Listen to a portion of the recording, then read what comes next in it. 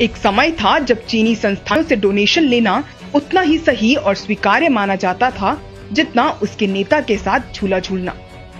लेकिन गलवान की गलती से ध्यान भटकाने की जल्दबाजी में भाजपा ये भूल गई कि जब आप किसी पर एक उंगली उठाते हैं तो 4 उंगलियां आपकी तरफ होती हैं।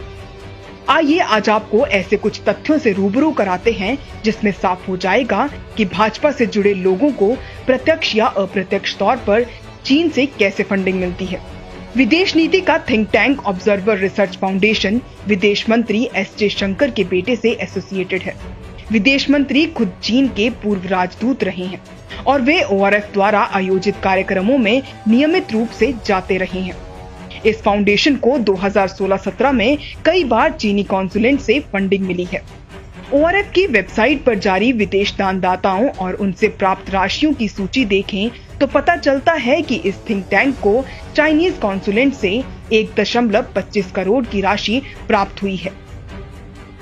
2016 में 29 अप्रैल को 7.7 लाख रुपए, 4 नवंबर को 11.55 लाख रुपए और 31 दिसंबर को 1,06,80,000 रुपए इस फाउंडेशन को अप्रत्यक्ष तौर पर चीन से मिले हैं।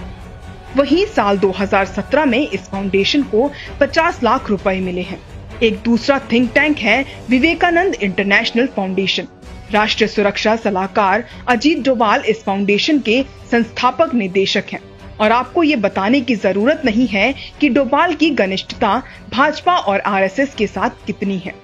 इसने अपनी वेबसाइट पर घोषित किया है कि ये फाउंडेशन विदेश और रणनीतिक मामलों में 9 चीनी संस्थानों के साथ काम कर रहा है और ये संस्थान है China institute of international studies Beijing, centre for south Asian studies picking university Beijing, Research Institute for Indian Ocean Economics, Yunnan, University of Finance and Economics, Kunming, National Institute of International Strategy of Chinese Academy of Social Science, Beijing, Center for South Asia and West China Corporation and Development University, Chengdu, Sichuan University, Chengdu, Silk Road Think Tank Network Development Research Council, Beijing, the Center for Indian Studies, Shenzhen।